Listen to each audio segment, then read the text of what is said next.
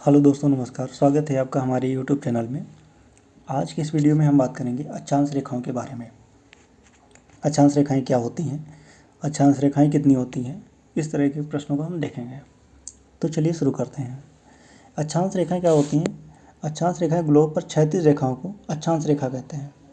क्षैतिज रेखाएं कैसी होती है? क्षैतिज रेखा ये 0 डिग्री अक्षांश रेखा है। इस तरह से रेखाओं को क्या कहते हैं? अक्षांश रेखा कहते हैं। 0 डिग्री अक्षांश रेखा को क्या कहते हैं? विषुवत रेखा कहते हैं। 0 डिग्री अक्षांश रेखा को विषुवत रेखा कहते हैं।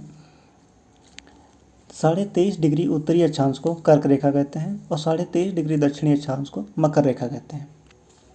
तो ये थी कर्क रेखा, मकर रेखा और विषुवत रेखा। विषुवत रेखा पृथ्वी को 2 बराबर भागों में बांटती है, मतलब कि पृथ्वी को 2 बराबर भागों में बांटती है। कर्क रेखा और मकर रेखा के बीच के क्षेत्र को उष्ण कटिबंध कहते हैं। कर्क रेखा और मकर रेखा के बीच के क्षेत्र को क्या कहते हैं? उष्ण कटिबंध कहते हैं। चलिए आगे देखते हैं।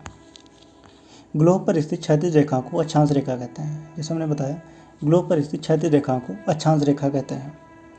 और 2 अक्षांशों के बीच की दूरी कितनी होती है? 111 किलोमीटर होती है। 2 अक्षांशों के बीच की दूरी 111 किलोमीटर होती है। जैसे कि 0 डिग्री अक्षांश रेखा है और ये मान लेते हैं 1 डिग्री अक्षांश रेखा है, तो इसके बीच की दूरी कितनी होगी? 111 किलोमीटर होगी। 111 किलोमीटर।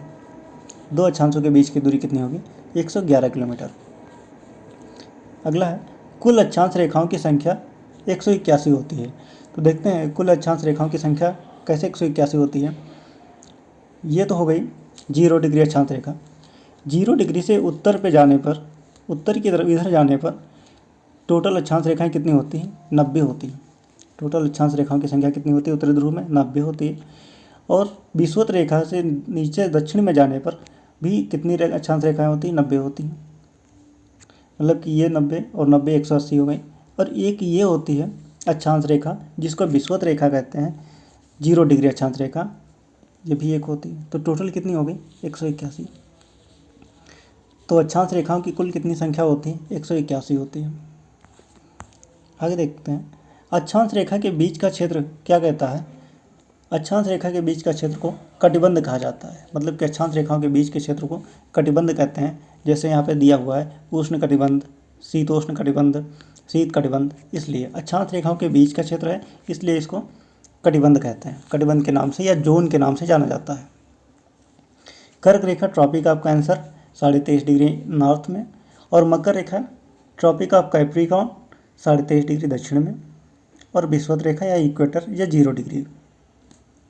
आगे देखते हैं महत्वपूर्ण कटिबंध के बारे में। उष्ण कटिबंध। उष्ण कटिबंध क्या होता है? मकर रेखा और कर्क रेखा के बीच का जो क्षेत्र होता है उसको कहते हैं उष्ण कटिबंध या ट्रॉपिक कहते हैं। कर्क रेखा और मकर रेखा के बीच के क्षेत्र को उष्ण कटिबंध कहते हैं। यह पृथ्वी का सबसे गर्म स्थान होता है। पृथ्वी का सबसे गर्म स्थान होता है। देखते हैं कहाँ पे उष्ण कटिबंध।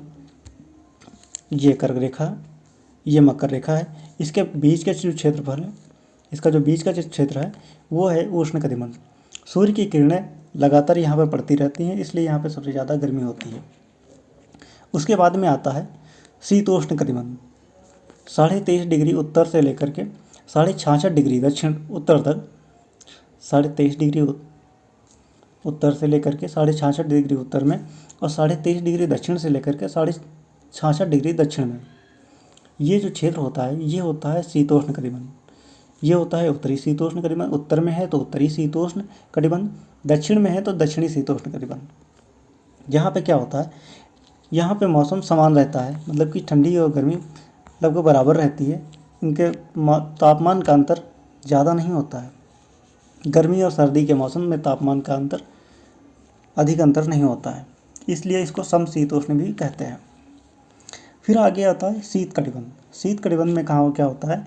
सूर्य की किरणें क्षितिज से ज़्यादा ऊपर नहीं आ पाती, इसलिए यहाँ का औसत तापमान काफ़ी कम रहता है और बर्फ़ की उपस्थिति भी वर्ष के महीनों तक बनी रहती है। शीत कटिबंध कहाँ पर है? शीत कटिबंध है ये वाला क्षेत्र, 66.5 डिग्री उत्तर से लेकर के और दक्षिण में 66.5 डिग्री दक्षिण में। ये उत्तरी ध्रुव है, नीचे है दक्षिणी ध्रुव। यहाँ पर सूर्य की किरणें नहीं पड़ पाती हैं, नहीं आ पहुँचती हैं, इसलिए यहाँ का मौसम जो होता है बहुत ठंडा होता है और सालों महीनों तक यहाँ पे बर्फ़ ही जमी रहती है। बर्फ़ के अलावा और कुछ नहीं होता यहाँ पर। तो ये हो गया शीत कटिबंध, उत्तरी शीत कटिबंध और दक्षिण शीत कटिबंध। तो ये था हमारा वीडियो जिसमें हमने देखा कि अक्षांश रेखाएं क्या होती हैं, अक्षांश रेखाएं कितनी होती हैं, कौन कौन सी होती हैं महत्वपूर्ण अक्षांश रेखाएं, और महत्वपूर्ण कटिबंधों के बारे में हमने देखा। आशा करते हैं यह वीडियो आपके लिए बहुत उपयोगी होगा। मिलते हैं अगले वीडियो में, तब तक के लिए नमस्कार।